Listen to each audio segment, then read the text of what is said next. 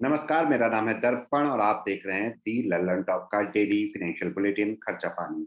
आज का शो इस मायने में महत्वपूर्ण है कि हम आज पूरे 365 दिनों की बात करेंगे, साल 2021 की बात करेंगे और फोकस रखेंगे इस साल से जुड़े सिर्फ एक विषय पर। विषय है एग्रीकल्चर और रूरल इकोनॉमी। और इसके वास्ते हमारे साथ हैं दिल्ली स्कूल ऑफ इकोनॉमिक्स के असिस्टेंट प्रोफेसर मनीष कुमार जी। नमस्कार मनीष जी, कैसे हैं आप? नमस्कार, नमस्कार दर्पण जी, बहुत-बहुत धन्यवाद।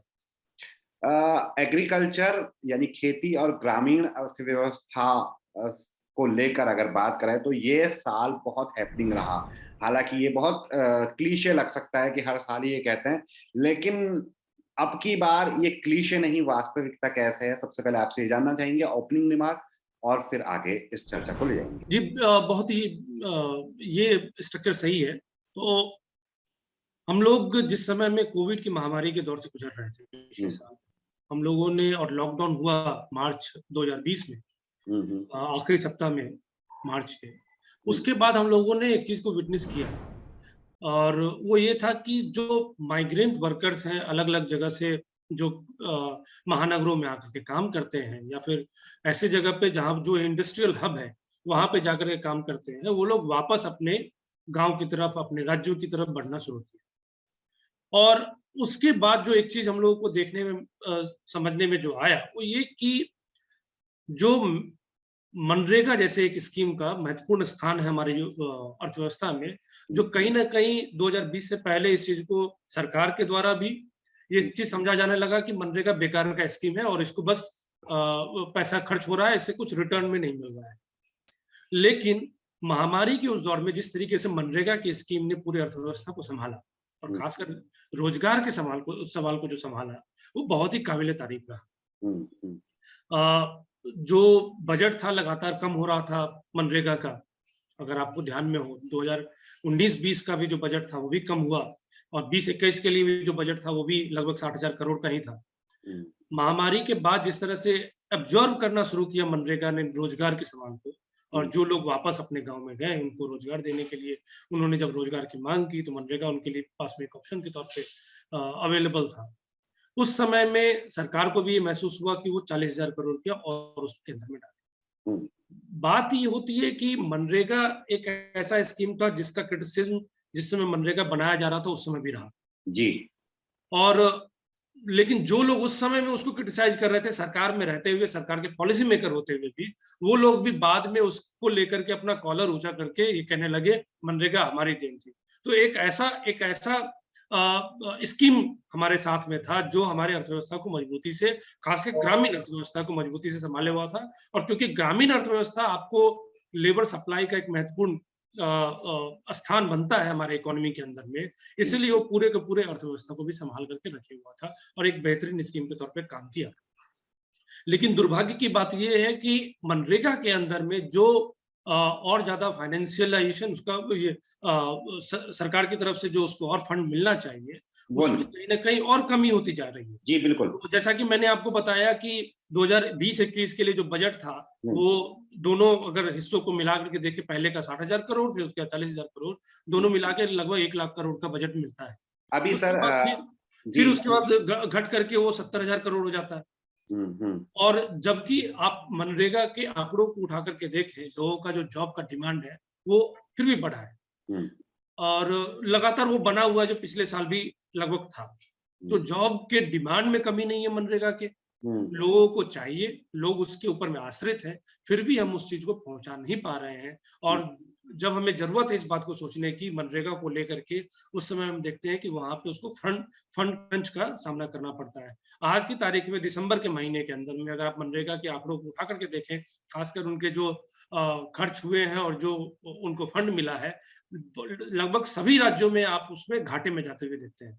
हुँ। और इसका सीधा-सीधा परिणाम मिलता है कि उसको मज़दूरों को उनका वेतन, जो उन्होंने मज़दूरी की है, उसको सही समय पे नहीं मिल पा रहा है। तो ये एक बहुत ही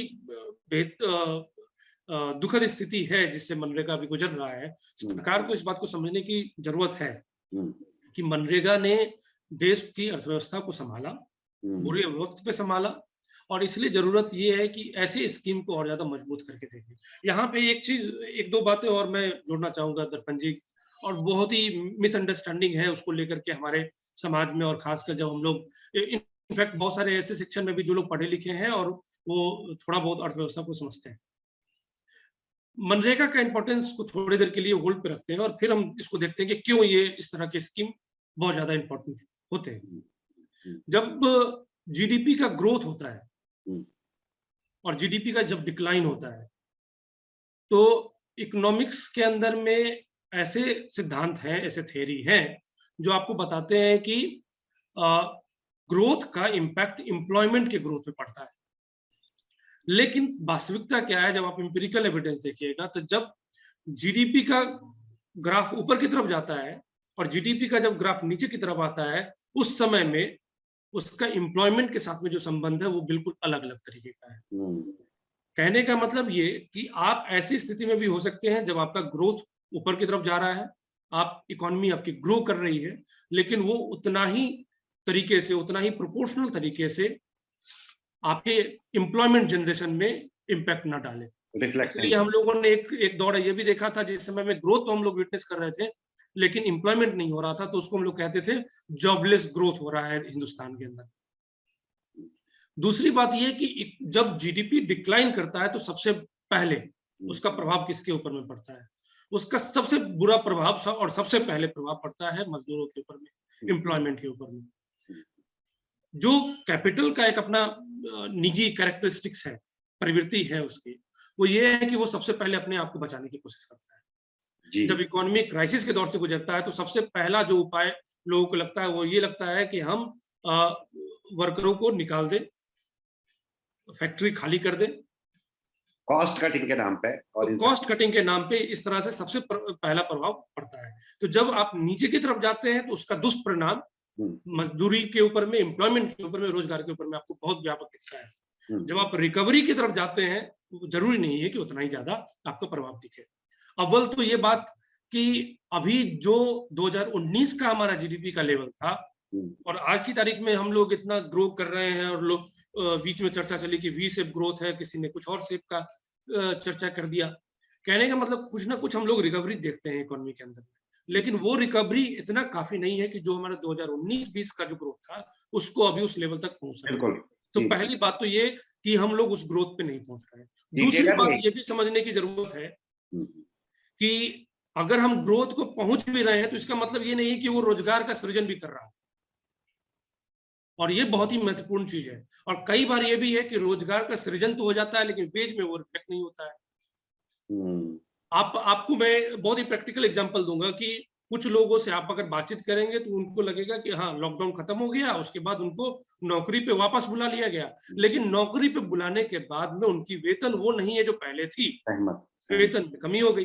तो आखिर इस तरीके का जो प्रवृत्ति है वो ऐसा नहीं है कि हवा में है, वो प्रवृत्ति हमारे इकोनॉमी के अंदर में बना हुआ है। और यही चीज हम लोगों को समझने की जरूरत है। इसीलिए हम लोग हवा में ये बात न कर दे कि ग्रोथ वी शेप हो रहा है या फिर ग्रोथ का क्या कैरेक्टरिस्टिक्स हो रहा है। वास्तविक सवाल ये है जो ग्रामीण अर्थव्यवस्था के लिए खासकर ज्यादा महत्वपूर्ण है, वो ये कि आप रोजगार का सृजन कितना कर पाते हैं, और आप अगर रोजगार भी दे रहे हैं किसी को, वो रोजगार की क्वालिटी क्या है। उसमें आप ऐसा तो नहीं है किसी से आप बंधुआ मजदूरों की तरह काम करवा रहे हैं और काम उसको वेज उतना नहीं दे रहा है जितना उसकी इंटाइटलमेंट बनती थी या बनती है। तो ये बहुत महत्वपूर्ण चीज है। इसलिए इन दोनों चीजों को ध्यान में रखते हुए ग्रोथ के इम्पैक्ट एम्प्लॉयमेंट के ऊपर में भी और एम्प्लॉयमेंट का इम्पैक्ट वेज के ऊपर में, इन दोनों बातों का ध्यान में रखते हुए ये बहुत ही महत्वपूर्ण चीज है कि अगर हम रिकवरी के बारे में सोच रहे हैं तो हमें मनरेगा जैसे स्कीम का महत्वपूर्ण स्थान समझना पड़ेगा अपनी इकोनॉमी में। और इसीलिए ये भी जरूरत है कि जिस तरह से ग्रामीण परिवेश में रोजगार की गारंटी का एक व्यवस्था किया गया है, जैसे शहरी परिवेश के अंदर में भी रोजगार गारंटी के स्कीम के बारे में सरकार को आने वाले बजट में, क्योंकि हम लोग इस साल को खत्म होते ही अगले साल में जैसे ही प्रवेश करेंगे दूसरे ही महीने में बजट हम लोग फेस करेंगे। तो ये भी बात बहुत ही महत्वपूर्ण है कि हम लोग एक ऐसे स्कीम की तरफ सोचने की कोशिश करें जिस तरीके से बुरे समय में हमें मनरेगा ने साथ दिया, उसी तरीके का उसी का एक काउंटर पार्ट हम अर्बन एरिया में बनाने की कोशिश करें, ताकि बुरे वक्त में या फिर ऐसा सिर्फ बुरा वक्त ही नहीं, अच्छे वक्त में भी बहुत ही अच्छे तरीके से अगर इस स्कीम को यूज किया जाए तो इसका बहुत ही बेहतरीन प्रभाव हमारे डिमांड साइड इकोनॉमी के डिमांड साइड में असर दिखता है, जिसकी वजह से इकोनॉमी ग्रो करता है। तो ये बहुत ही महत्वपूर्ण पक्ष है, सिर्फ मनरेगा के लिए नहीं, ओवरऑल एम्प्लॉयमेंट के लिए और ओवरऑल इकोनॉमी के लिए। जी, मनरेगा की सफलता ही इस बात पे निर्भर का जो की फैक्टर है वो यही है कि वो एक डिमांड ड्रिवन पॉलिसी थी। और जिस बारे में आप कह रहे थे कि बजट वगैरह कम कर दिए गए, आप पिछले कुछ एपिसोड्स में खर्चा पानी के हमने ये डिस्कस भी किया था, क्योंकि ये खबरें आई भी थी अब बजट वगैरह कम करने के बारे में। दिक्कत ये है मनीष जी, जैसा कि आपने बताया, और मैं बड़ी कमाल की आपने बात बताई कि इकोनॉमी के डाउन होते वक्त या जीडीपी के डाउन होते वक्त तो आप निश्चित तौर पे ही कहते हैं कि जॉब कम हो रही है, जॉब जा रही है, जॉब जनरेशन कम से कम हो रहा है। लेकिन इकोनॉमी के बढ़ते वक्त भी या रिकवरी के वक्त भी आप निश्चित तौर पे नहीं कह सकते कि जॉब बढ़ ही रही है। वो एक पैमाना नहीं है, दो कारणों से। दोनों कारण आपने बताए। एक कारण तो ये है कि जॉबलेस ग्रोथ भी संभव है। दूसरा, अगर जॉब के मामले में ट्रिकल डाउन कहें कि ऊपर की जॉब्स हो सकता है बढ़ रही हो, लेकिन जो अंत्योदय जिसकी बात करते हैं, अंतिम व्यक्ति तक या अंतिम स्थान तक ये पहुंच रही है नहीं पहुंच रही है, ये भी महत्वपूर्ण है। जॉब से ही दूसरा सवाल मेरा जॉब से ही रिलेटेड था, जो वहां पे ग्रामीण क्षेत्रों में जो जॉब की डेटा आ रहा है, हालांकि बेहतर है तुलनात्मक रूप से पिछले कुछ सालों से, लेकिन वो कितना आगे बढ़ेगा ये डिपेंड करता है। और यहीं से हम वापस लौटते हैं कृषि की तरफ को। कृषि के बारे में एक सवाल मेरा हमेशा रहता है कि भारत में कृषि पे 65 से 70% लोग आश्रित हैं जॉब वाइज, प्रत्यक्ष रूप से। अब देखिए, अगर मैं और आप कृषि के बारे में बात कर रहे हैं और अगर इससे अर्निंग कर रहे हैं, तो अप्रत्यक्ष रूप से हम भी, या कभी रिपोर्टिंग करते हैं तो हम लोग भी जुड़े हुए हैं। जबकि अगर हम अमेरिका का या किसी विकसित देश का मॉडल देखें तो बहुत कम लोग कृषि से जुड़े हुए हैं, बड़ी वहां पे सुविधाएं, साधन है, और वो अच्छा कमा भी रहे हैं। देखिए, आगे बढ़ने से पहले एक चीज बजट के संदर्भ में हम लोगों को समझने की जरूरत ये है कि जिस समय मैं पढ़ाई कर रहा था एमए की, उस समय हम लोग जब बजट पढ़ रहे होते थे तो उससे हमारे प्रोफेसर साहब बजट की, क्योंकि वो प्रक्रिया को बेहतर तरीके से जानते थे, उसमें शामिल रह चुके थे, तो उन्होंने एक बार हम लोग को ये बताया कि बजट बनाने की प्रक्रिया बहुत ही इंटरेस्टिंग होती है। उस समय में मार्च के महीने में बजट आता था, तो उन्होंने बताया कि अगस्त सितंबर के महीने से जो कॉर्पोरेट लॉबी है वो काम करना शुरू कर देती है। वो सरकार के साथ में वर्कशॉप, कंसल्टेंसी और इस तरीके से तमाम तरीके से अपनी बातें, अपनी डिमांड सरकार तक पहुंचाती है। दूसरा एक वर्ग होता है जिसको हम लोग इनकम टैक्स पे करने वाले ग्रुप मानते हैं। उनका कोई ऑर्गेनाइजेशन तो है नहीं, लेकिन खासकर जो आज की तारीख में जो मीडिया का स्ट्रक्चर है, क्योंकि मीडिया में काम करने वाले ज्यादातर लोग ऐसे हैं जो इनकम टैक्स पे ही है, तो इस तरह का एक ग्रुप हो जाता है और वो आपस में चर्चा करके, मीडिया के प्राइम टाइम में डिस्कशन करके वो एक माहौल बनाने की कोशिश करते हैं जिसका एक प्रभाव इनकम टैक्स के जो पॉइंट होते हैं उसके ऊपर में पड़ता है। लेकिन जो बात वित्त मंत्री के भाषण का सबसे बड़ा हिस्सा होता है, उसके ऊपर में कंसल्टेशन बहुत ही कम होती है, उसके ऊपर में विचार बहुत ही कम हो पाती है। और ऐसे बहुत ही अपवाद रहे हैं पिछले कुछ सालों में कि जब सच में बहुत ही गहराई से चिंतन करके कुछ अच्छे स्कीम लाए गए, जिसमें से मनरेगा भी एक है। लेकिन आमतौर पे खासकर इस तरह की प्रक्रिया रही है कि ग्रामीण अर्थव्यवस्था के बारे में बात हो, रोजगार के बारे में बात हो, मजदूरों के बारे में बात हो, वो बिल्कुल भाषण के अंदर में लंबा होता है, और जिस समय पॉलिसी टाइम डिवोट करने की जरूरत होती है उस समय बहुत ही कम होता है। तो ये बिल्कुल उन्होंने अपने अनुभव से बताया और ये सच्चाई है। इसीलिए बहुत जरूरत है इस बात को समझने के लिए, ताकि हम लोग जैसे लोग भी कृषि के इंपॉर्टेंस को समझे, क्योंकि इकोनॉमी उसके ऊपर में आधारित है। आपने कहा कि 70% से ज्यादा की आबादी, वर्कफोर्स का बहुत बड़ा हिस्सा आधारित है कृषि के ऊपर में, प्रत्यक्ष अप्रत्यक्ष रूप से। और ये बिल्कुल बात सही है, लोग रोजगार के लिए शामिल है, लेकिन वहां से जो उनको इनकम मिल रहा है वो बिल्कुल नगण्य है, उसमें बिल्कुल नाकाफी है उनके अपने जीवन बसर करने के। और इसीलिए बहुत ज्यादा जरूरत है कि एक सपोर्ट सिस्टम जो पहले बना हुआ था, जिसको कहीं ना कहीं डाइल्यूट हुआ है पिछले कुछ सालों में, और उसको वापस मजबूत करने की जरूरत है। और इसीलिए कृषि को हम लोग नजरअंदाज नहीं कर सकते हैं, खासकर तब जब हम लोग कृषि के नाम पे देख रहे हैं कि तमाम तरीके के पॉलिसी मेकर्स आपस में भिड़ भी रहे हैं। किसी का ये कहना है कि हम इनकम डबल कर देंगे।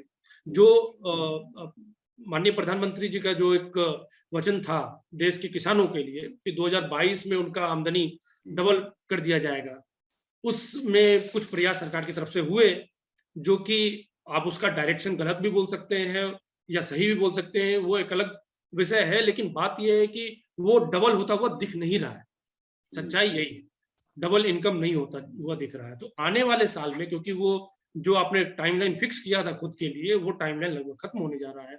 तो ऐसी स्थिति में कृषि कृषि को किस तरीके से हम लोग देखें, कृषि को लेकर के कुछ चीजें हम लोगों ने कई बार ब्रेक करके हम लोगों ने इसमें चर्चा किया।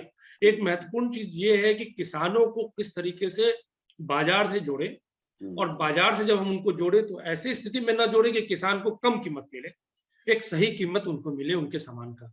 और सही कीमत क्या होगी? सही कीमत ये होगी जो उनका खर्च है वो निकल पाए, खर्च की पूरी भरपाई हो सके और उसके ऊपर से उनको कुछ अपने आमदनी हो सके, जिसके लिए मैं स्वामीनाथन आयोग की जो रिकमेंडेशन थी उसमें C2 कॉस्ट प्लस 50% की बात थी।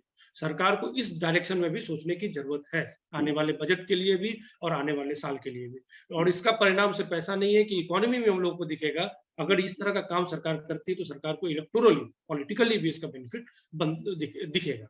दूसरी बात यह है कि जब हम चर्चा करते हैं इसके बारे में तो अक्सर ये कहा जाता है कि जो आप सरकार के ऊपर में खर्च होगा इस पूरे चीज को लेकर के वो बहुत बड़ा अमाउंट है।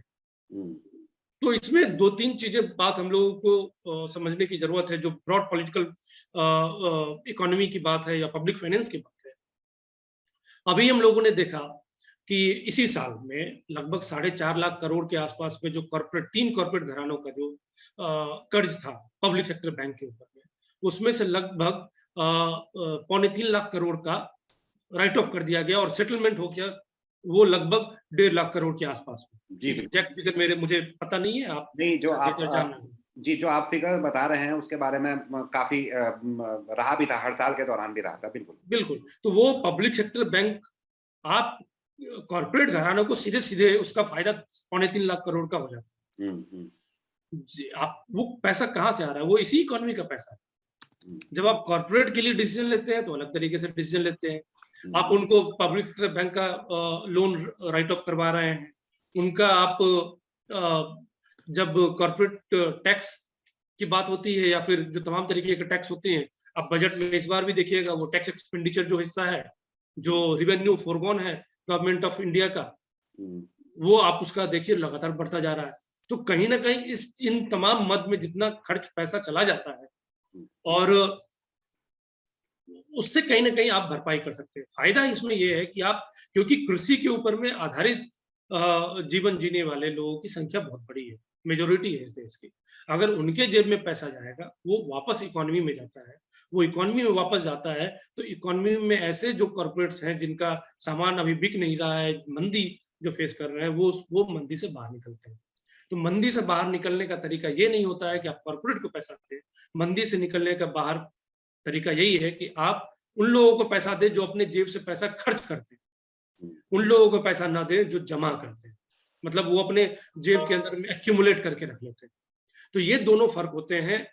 कृषि आधारित जो जनता है, जो कृषि आधारित या मजदूर वर्ग है, जो हमारे देश का मेजोरिटी है, इकोनॉमिक मेजोरिटी है, उनके ही द्वारा जो खर्च किया जाता है उसी से इकोनॉमी अल्टीमेटली रन करता है।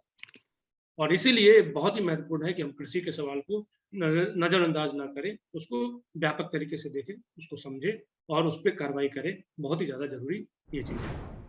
जी, अब चलते हैं अपने सबसे महत्वपूर्ण सवाल की ओर को। हमने जेनरिक रूप से कृषि और उससे जुड़ी हुई बाकी चीज़ें समझ ली हैं। पिछला 1 साल या जैसा आपने कहा पिछले 1 या 2 सालों में अगर एक कैलेंडर बनाया जाए या एक समझा जाए एक अर्थशास्त्री की नज़र से, आपकी नज़र से किस तरीके का रहा कृषि क्षेत्र में? क्या डेवलपमेंट हुए, क्या रुक गई, कई चीज़ें डेवलप नहीं हुई होने से रुक गई, और कैसा रहा कृषकों के लिए, कृषि के लिए ये साल और या 1.5-2 साल? देखिए, अगर आप एग्रेरियन क्राइसिस को समझने की कोशिश करें तो ऐसा कुछ भी नहीं हुआ है लगा जी। सरकार ने अपने तरफ से चाहे वो 2000 रुपया उनके अकाउंट में जाकर के जमा करना हो, तमाम तरीके की स्कीम होने के बावजूद हुँ, जो सवाल कृषि संकट का है, जो एग्रेरियन क्राइसिस का है, उस जी, सवाल को हम लोग सॉल्व कर नहीं पाए हैं।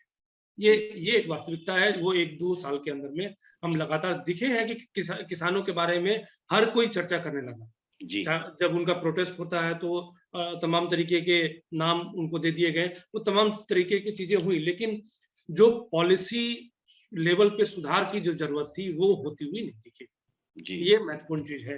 दूसरा, इसका परिणाम आप उनकी इनकम पे भी देखते हैं। अभी हाल-फिलहाल जो सिचुएशन असेसमेंट सर्वे आया था, जिसके ऊपर में हम लोगों ने एक बार चर्चा भी की थी, वो उसके अंदर में भी जो ग्रामीण परिवेश में रहने वाले जो कृषि आधारित जीवन जीने वाले लोग हैं, उनके आर्थिक स्थिति में कोई सुधार होता हुआ दिखता नहीं है। उनका जो निर्भरता है, वो कहीं न कहीं कृषि को लेकर के हुँ, ये है कि उनका कृषि से जो आमदनी करते हैं, वो बिल्कुल ही कम हो जाता है, जिसकी वजह से उनको मज़दूरी करना पड़ता है और आउटसाइड एग्रीकल्चर जाकर के उनको काम करना पड़ता है।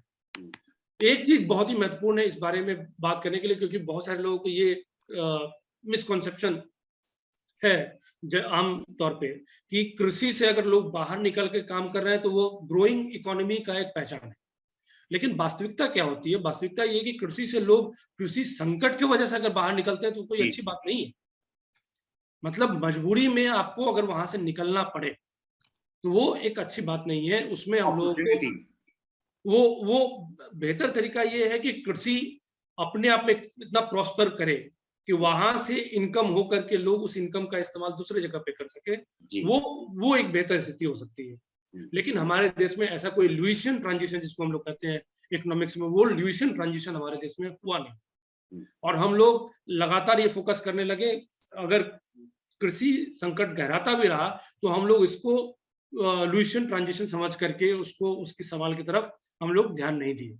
जी, और इसी की वजह से चाहे वो फार्मर्स का सुसाइड हो या उनके इनकम में कमी हो, माइग्रेशन हो, डिस्ट्रेस लेवल का माइग्रेशन हो, और बहुत ही बद से बदतर स्थिति में जाकर के लोग काम करते हैं, चाहे वो आउटसाइड एग्रीकल्चर में भी काम करते हो तो ये चीजें कृषि से जुड़ी हुई रही हुई है। हुँ, और अगर हम कृषि संकट के सुधार की तरफ बढ़ते हैं, जो कि इस पिछले कुछ सालों में हम नहीं देख रहे हैं, अगर हम कृषि संकट के सुधार की तरफ बढ़ते हैं, तो हम इकोनॉमी के ये सारे सवाल जो है, इसको भी एड्रेस कर पाएंगे।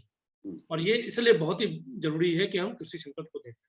कृषि संकट के आयाम को भी हम लोग बैकवर्ड लिंकेजेस और फॉरवर्ड लिंकेजेस के आधार पे भी देख सकते हैं। बैकवर्ड लिंकेजेस कहने का मतलब ये कि जो सामान किसानों को खेती करने के लिए चाहिए, हुँ, चाहे वो तमाम तरीके के इनपुट हो, इरिगेशन की फैसिलिटी हो, इलेक्ट्रिसिटी हो, वगैरह वगैरह, उसमें किस तरीके से उनको राहत दिया जा सकता है ताकि उनको कॉस्ट साइड का एक फायदा मिल सके।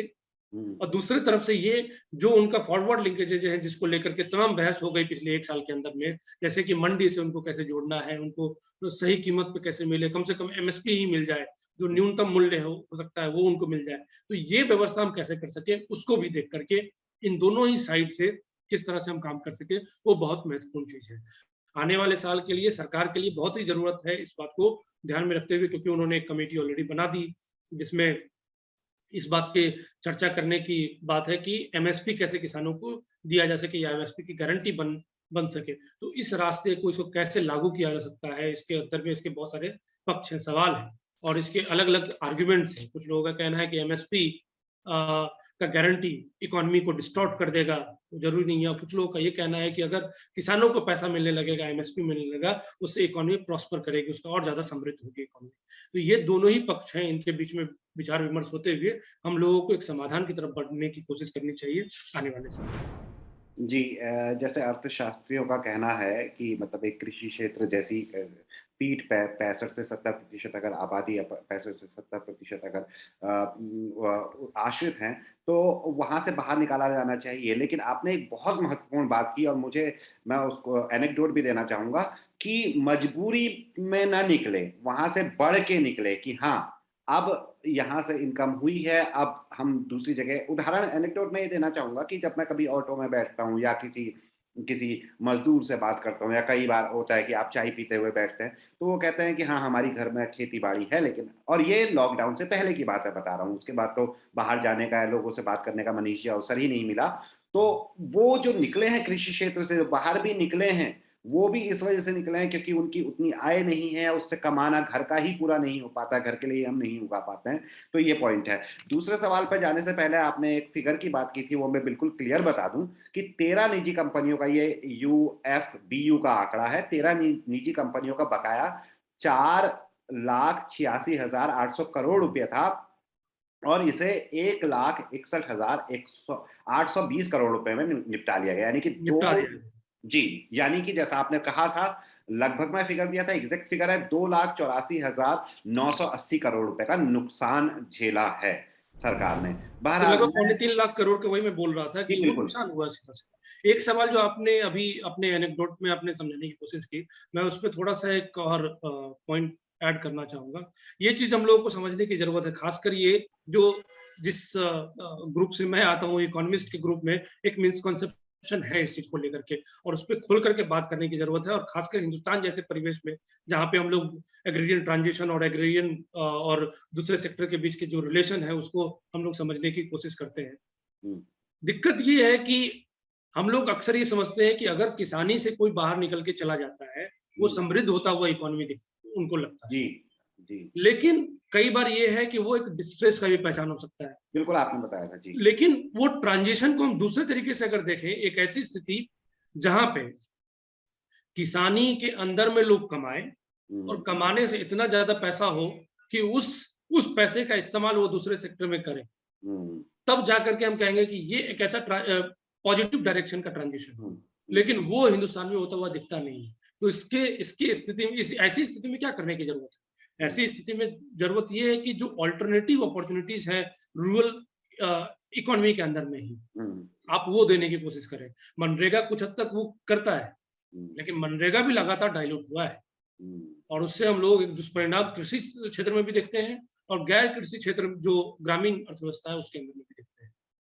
तो इसका प्रभाव, अगर इसको जो नकारात्मक प्रभाव है, इसको अगर हम लोग सकारात्मक डायरेक्शन में ले जाने की कोशिश करना चाहते हैं, तो इसका तरीका यही है कि जो गैर कृषि क्षेत्र है उसके अंदर में हम लोग रोजगार के अवसर पैदा करने की कोशिश करें।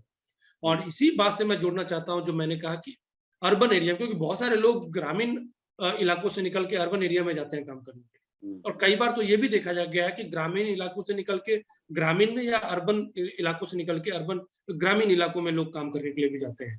जो सेमी अर्बन एरिया है वहां पे लोग मनरेगा में काम करने के लिए वापस चले जाते हैं गाँव के इलाकों में। तो ये भी चीज देखा जाता है। तो इसलिए बहुत जरूरत है कि अर्बन इलाके में भी अर्बन एम्प्लॉयमेंट गारंटी प्रोग्राम जैसा कुछ हम लोग विजुअलाइज कर सके, और इसका फायदा सरकार को भी मिल सकता है और इकोनॉमी को तो निसंदेह इसका सब फायदा मिलेगा। एक चीज और भी है, मतलब ये निजी तौर पर मेरा सवाल है, जैसे मनरेगा जैसी जो जॉब अपॉर्चुनिटीज हैं, वो मतलब प्रीमियम में, मतलब वहां पे भी अगर आदमी जा रहा है तो मजबूरी में ही जा रहा है, day to day end meet करने के लिए। कुछ ऐसा प्रीमियम भी कुछ व्यवस्थाएं होनी चाहिए ग्रामीण के हिसाब से, या बिल्कुल अंदर के क्षेत्रों, कस्बों के हिसाब से ऐसी जॉब जनरेशन होनी चाहिए जहां पे कि वो मजबूरी में ना जाए, विकल्प उसके पास हमेशा रहे। ऐसा कुछ सवाल रखा हूँ। नहीं, एक चीज ये है कि अगर आप कहीं पे मजबूरी में जाते हैं और वहां पे आपको एक अच्छी वेज इंश्योर कर दिया जाता है, तो मुझे लगता है कि इसमें मजबूरी के एंगल से बेहतर होगा ये देखना कि अगर वो जा रहे हैं तो उनको इनकम मिल रहा है कि नहीं मिल रहा है। आप इसको दूसरे तरीके से समझने की कोशिश कीजिए कि कोई किसी के पास में खेती गृहस्थी नहीं है, उनके पास में काम नहीं है और आमदनी का स्रोत नहीं है, तो वो बाहर जाते हैं अपना मजदूरी बेचने के लिए। जब वो अपना मजदूरी बेचने के लिए जाते हैं तो लोग उनको मिनिमम वेज भी नहीं दे रहा है। अब मिनिमम वेज तो छोड़ दीजिए, अगर जिस उनसे मोल जोल करके बहुत ही कम पे सेटलमेंट कर लेते हैं। तो बात ये है कि आप एक ऐसे प्रोग्राम को बना करके अगर रखते हैं और सही तरीके से चलाते हैं, इसमें अगर करप्शन का बहुत सारा एंगल हो सकता है, बहुत तमाम तरीके की चीजें हो सकती है जो कि जब इसको इम्प्लीमेंट कर रहे हैं तो उस लेवल पे आपको दूर करने की कोशिश करनी चाहिए। लेकिन बात यह है कि अगर आप कहीं पे जा रहे हैं काम करने के लिए और आपको एक वेज मिलने की गारंटी हो, तो वो एक बहुत ही बेहतर स्थिति है आज की तारीख में जिस तरह का परिवेश में हम लोग रह रहे हैं। क्योंकि अगर वो नहीं हुआ तो आपका जो वेज है वो और ज्यादा कम होगा, इसलिए उसकी महत्व को आप कम करके नहीं देख सकते। वो बहुत ही महत्वपूर्ण चीज है। अब ये बात है कि आप इसको और बेहतर कैसे बना सकते हाँ, वही। हैं। जी। तो इसको और बेहतर बनाने के तरीका आपको, जैसे कि मैंने कहा कि कुछ लोग शहर से गाँव की तरफ भी जा रहे हैं लोग काम करने के लिए, क्योंकि उनको लग रहा है कि चलो कुछ नहीं तो मनरेगा तो मिल जाएगा। आपने देखा बहुत सारे लोग जो दिल्ली और बम्बई से वापस लौट करके जी, गए, जी। वो मनरेगा का काम कर रहे थे और वहाँ पे वो आईटी प्रोफेशनल थे, कोई इंजीनियर था, हुँ, है ना? तो किसी के पास टेक्निकल डिग्री थी, लेकिन वो जाकर के मनरेगा, एटलीस्ट आपके पास एक एक चीज़ बचता है जहाँ पे आप जाके काम करते हैं। आपको किसने मना किया? अगर कोई बेहतर चीज़ मिल रहा है तो आप मनरेगा का काम ना करके वहाँ जाइए काम करने के लिए। लेकिन धरातल की सच्चाई क्या है? धरातल की सच्चाई ये है कि काम आपके पास में है ही नहीं, बेरोज़गारी अपने चरम सीमा पे है। हुँ, इसीलिए मनरेगा के जॉब का डिमांड हम लोग बढ़ता हुआ देखते हैं, हुँ, हुँ, क्योंकि लोगों के पास में और कोई अल्टरनेटिव अपॉर्चुनिटी नहीं है। हुँ, अगर आप अल्टरनेटिव अपॉर्चुनिटी बना देते हैं, तो हुँ। ज़ाहिर-सी बात है कि जो आपका इम्पैक्ट मनरेगा के डिमांड को आप मनरेगा में जॉब डिमांड अभी आप देख रहे हैं, वो शायद उस डिमांड में भी कमी हुई, लेकिन वो अभी हो नहीं रही है। मेरे 2 सवाल थे, लेकिन समयाभाव के चलते दोनों सवालों को मैं एक साथ जोड़ देता हूँ। पहला सवाल मेरा ये है कि अब भविष्य में 2022 में या आने वाले सालों में हम कृषि क्षेत्र को और ग्रामीण को अगर जोड़ना चाहें, ग्रामीण अर्थव्यवस्था को, उसे कैसे देखते हैं? ये पहला सवाल है। और दूसरा ये कि आप क्या चाहते हैं, एक अर्थशास्त्री की नज़र से क्या-क्या चीज़ें होनी चाहिए कि हम एक एक विकास के रास्ते में चलें? ये दोनों सवाल एक में। जो पहला सवाल है आपका वो ये कि साल के खत्म होते-होते तक जब सरकार और किसानों के बीच में एक एक तरीके का समझौता हो गया है, तो एक एक पॉजिटिव डायरेक्शन में चीज़ें जाती हुई दिख रही हैं। हुँ, दोनों ही पक्षों को बैठ करके इस बात पे विचार करना चाहिए कि किस तरीके से कृषि संकट से बाहर निकला जा सके, हुँ, क्योंकि कृषि संकट एक वास्तविक सच्चाई है हुँ, और ये 3 कृषि कानून लाने से पहले भी था और हुँ, उसके बाद भी बना ही रहने वाला था, क्योंकि उससे कोई खास हम लोग अंतर देखते नहीं है। एक प्रोग्राम के अंदर में हम लोगों ने इस पे डिटेल में चर्चा किया, कई सारे एग्जाम्पल हिमाचल प्रदेश का, मध्य प्रदेश का, कई जगह का एग्जाम्पल लिया हमने, जहाँ हमने देखा कि वहाँ पे उसी तरीके के कानून पहले से प्रभावी है जिस तरह के सरकार लाना चाह रही थी सभी राज्यों के लिए। हुँ, लेकिन उसका एक दुष्परिणाम हम लोगों को देखने को मिला और इसीलिए ऐसा कुछ नहीं था उसमें कि वो कृषि संकट को दूर कर सके।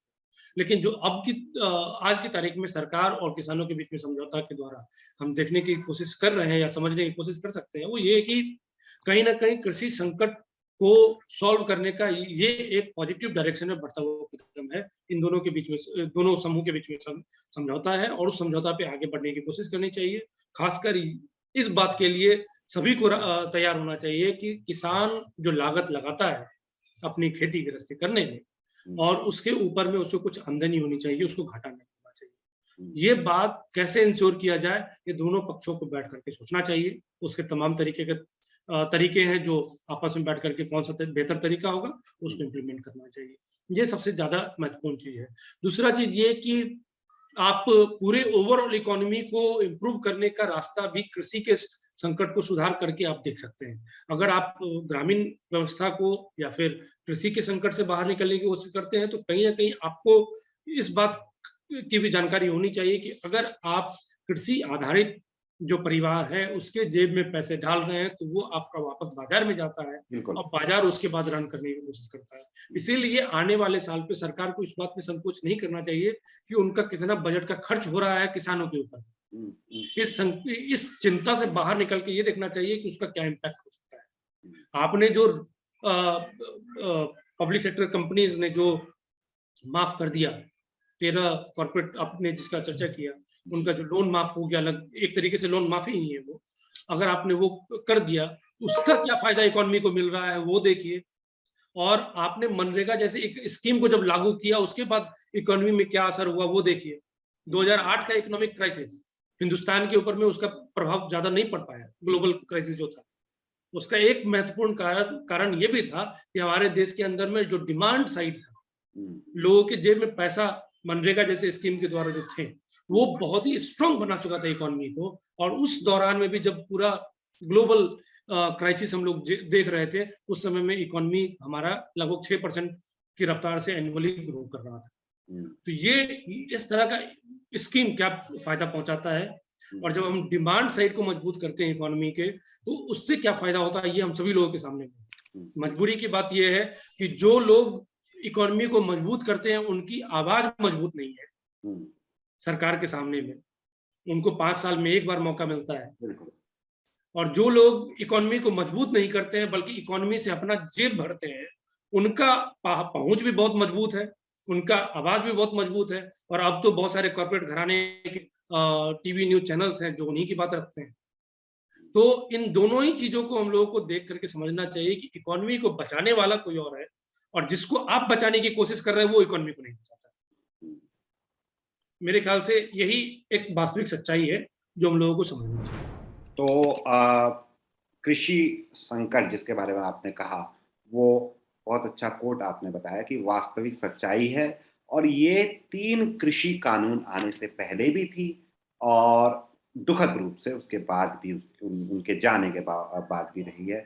देखते हैं कब तक रहेगी, उम्मीद पे ही दुनिया कायम है जैसे कहते हैं, फिर से क्लीशे से ही इसको समाप्त कर रहा हूँ। मनीष जी, कुछ भी क्लोजिंग रिमार्क, कुछ भी ऐसा, क्योंकि मेरे सवाल अभी के एपिसोड के लिए खत्म हो गए हैं, लेकिन कृषि क्षेत्र में तो चीज़ें बनी रहेंगी। आप कुछ भी जोड़ना चाहें उसके बाद हम इसको क्लोज़ करते हैं। नहीं, मेरे साइड से यही है कि हम लोगों को एक पॉजिटिव डायरेक्शन में हुँ, नए साल में हम लोग जा रहे हैं। बहुत ही नकारात्मकता हम लोगों ने देखा हुँ, पिछले साल में और मैं इकोनॉमिक्स की बात नहीं कर रहा हूँ, जो बहुत सारी चीज़ें ऐसी बहुत जो दुखद हुई हुँ, इस पूरे साल के अंदर में, वो हम लोगों को ने और कहीं न कहीं एक अलग रिलीजियस एंगल भी ले लिया पूरा किसान का प्रोटेस्ट, जिसमें हमने ये देखा कि लोग आतंकवादी बोलना शुरू कर दिए, कुछ लोग न्यूज़ चैनल में बैठ कर के।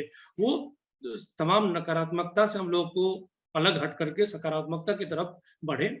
हुँ, अलग-अलग पक्षों की अलग-अलग बातें हैं, हुँ, सरकार उन सभी पक्षों को सुने हुँ, और अल्टीमेटली सरकार की तरफ लोग देख रहे हैं, लोकतंत्र में सरकार ही जो है सो है। तो हुँ, सरकार की तरफ ही देखेंगे लोग, सरकार से ही माँग करेंगे। हुँ, हुँ, तो ज़ाहिर-सी बात है कि सकारात्मकता लाना हुँ, और नए साल की शुरुआत के लिए मुझे लग रहा है कि ये एक रिज़ॉल्यूशन पूरे देश के तौर पे हम लोगों को लेने चाहिए कि आने वाले साल में और आने वाले हज़ार सालों में और तमाम जो भी वक़्त हमारे पास में होगा, हम लोग सकारात्मक बने रहेंगे। हुँ। नकारात्मकता को इसी साल में हम लोग दफ़्न करके आगे बढ़ेंगे।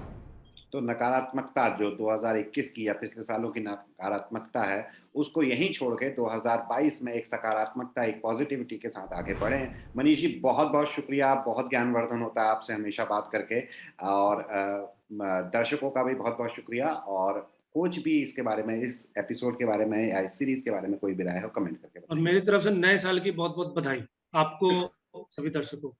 शुक्रिया मनीष जी। नववर्ष की सभी को शुभकामनाएँ। अभी 1-2 दिन और बचे हुए हैं, तो पुनः आपको नववर्ष की शुभकामनाएँ देंगे। आपका हर दिन ख़ास रहे। शुक्रिया।